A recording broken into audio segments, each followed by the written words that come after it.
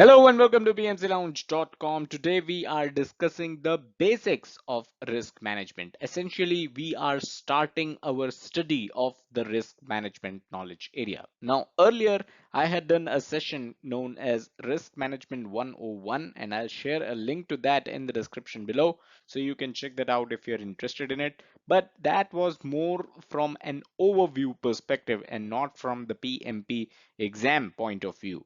This session is definitely going to be a good starting point if you are preparing for your PMP exam and you are right now studying the risk management knowledge area. So this should be the first video that you should watch.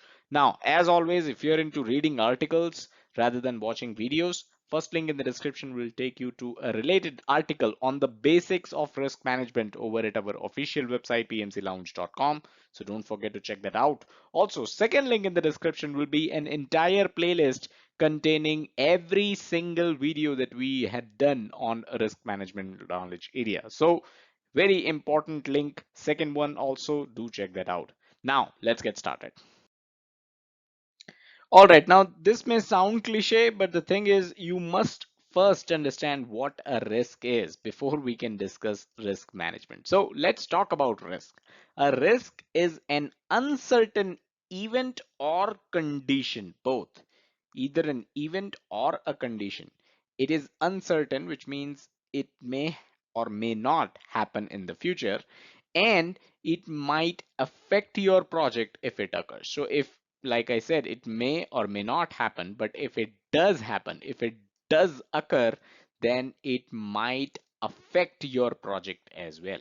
So it could be an event, it could be a condition. Event, like a fire breaking out, this is an event. Or a condition, like machinery parts are unavailable, you're not able to make your machines work because the parts are unavailable. This is a condition. Fire breaking out is an event. So a risk could be an event as well as a condition. In case the risk materializes, which means in case the risk occurs, you will have a situation to deal with. So you're going to deal with a situation. You'll have a situation at hand if a risk materializes or the risk occurs or the risk happens. Positive risk. Is there such a thing known as positive risk? Of course there is. So risk, the word itself has a negative connotation to it, but not all risks are negative, and that's something that you need to understand. So let's look at some examples, a couple of them. You were performing testing, your code testing, and that's when your team realized that there is actually an easier way, an efficient and effective way to perform code testing, which is something that you were never aware of. So this is something that you got to know during the course of your project itself. Let's look at another example. So during the course of your project, you had estimated the parts of machinery which are required. And when you found out the actual cost of those machinery parts, they were actually lower. So the actual cost was lower than what was estimated. These are positive risks. Now, I know it could feel a bit uncomfortable to call this a risk itself, and that is why there is a better word for positive risk, which is effective, efficient way to perform code testing. That is an opportunity. You found out that you had estimated the cost of machinery parts as higher, but they are actually lower. That is again an opportunity for you. So another word for positive risk is opportunity. And in some texts, you may find positive risks referred to as good risks also. A risk or an opportunity can affect your project positively or negatively. That's the bottom line here, because we have seen some opportunities, some positive risks that were actually opportunities and they affected your project in a positive way. And of course, there are risks which can affect your project negatively. So types of risks, two types of risks that we need to look into. Number one is a business risk, which is A risk that has an inherent chance for both positive as well as negative consequence. So if this kind of risk materializes, anything can happen. It may affect you positively or negatively as well. An example could be profit or loss in business, right? You run a business, it may end up in profit, it may end up in loss at the end of the year or at the end of the quarter. So that is a business risk. You get a venture opportunity. There's a new business, there's a startup where you can invest in. Is that a business risk? Of course it is, because it can have positive or negative consequence. Second type of risk is pure risk, a risk that will always have a negative consequence. So these are the kind of risks that you should be aware of. Risks that will always have negative consequence. So some texts also use the term insurable risk because such risks can be covered by insurance policy as well. Let's look at an example to understand this further. Direct damage to property due to fire breaking out can be covered by fire insurance. So this is a pure risk. If a fire breaks out at your property, what could be positive about it, right? So it is always going to have a negative consequence, but it is an insurable risk because it can be covered by an insurance policy. All right, now let's talk about risk management. So, what is risk management? It is all about identifying, analyzing, and responding to the risk factors. These are the three things that you're doing when you're performing risk management. This helps manage uncertainty throughout the life of the project. What is risk? It brings in uncertainty, right? So, how you manage uncertainty? You manage it by risk management. The main objective of risk management is to increase the probability and or impact of positive events and decrease that of negative events. Now risks, the way risks are calculated is you basically multiply the probability of occurrence of the risk with the impact of the risk if it materializes or if it occurs. So what you want to do as part of risk management, the main objective is going to be if you have a positive event, if you have a positive risk, you want to increase the probability and increase the impact of this positive risk. If it is a negative risk, you want to decrease both the probability as well as the impact of such risks. So this is the main objective of risk management. Now let's look at the processes of this knowledge area, processes of project risk management knowledge area. Here you go. You have 7 processes.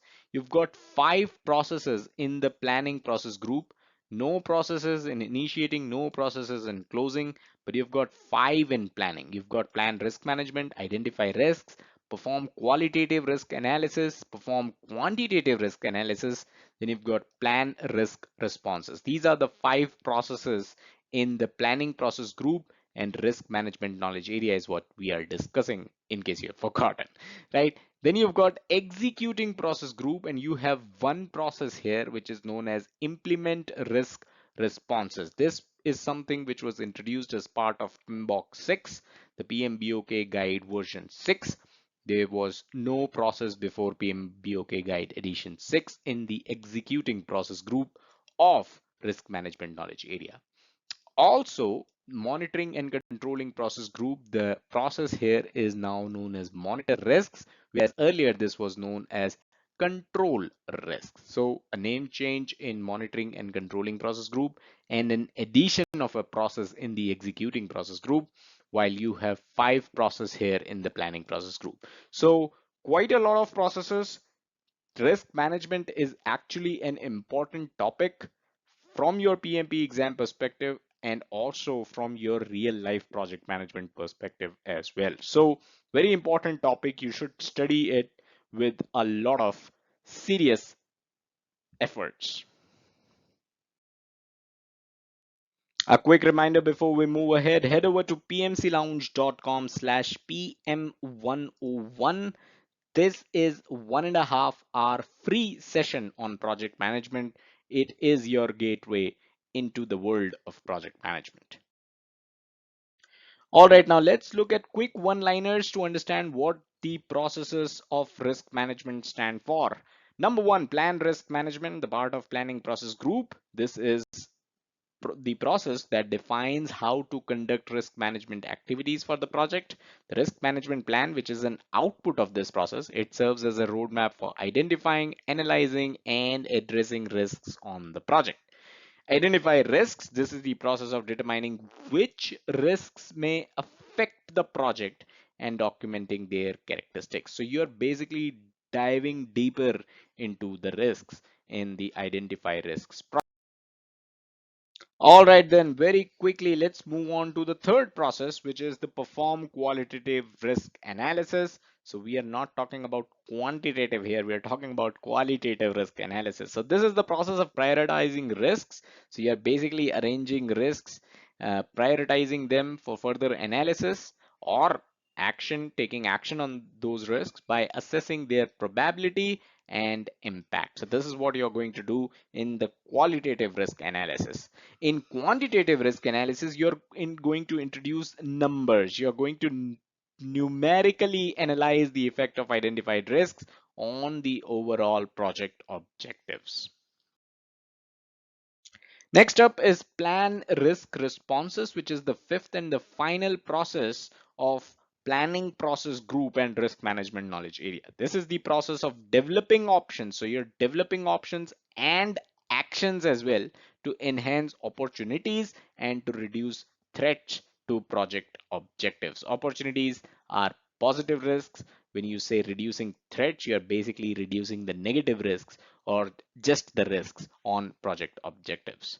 Next up, implement risk responses, the process which is part of the executing process group. This is where you're implementing agreed upon risk response plans. So you have a risk response plan. If the risk materializes, you already know what you need to do and you implement it in the implement risk responses process. Finally, monitor risks. This is the process where you're monitoring the implementation of agreed upon risk response plans. This is something that you did in the previous process. You implemented the agreed upon risk responses. In this process, you are only monitoring their implementation. You also track identified risks. You identify and analyze new risks as well. And in addition to all this, you also evaluate the overall risk process, how effective the risk process has been throughout the life of your project is something that you are going to evaluate as part of the monitor risks process. I hope you got value out of this introduction video. Smash that like button. It helps us stay motivated and create more content for you. Subscribe to the channel and hit the bell icon so that you're notified whenever we upload new content related to risk management, which we are going to do in the coming days. As always, don't forget to check out the website pmclounge.com, your number one free PMP resource. Thank you.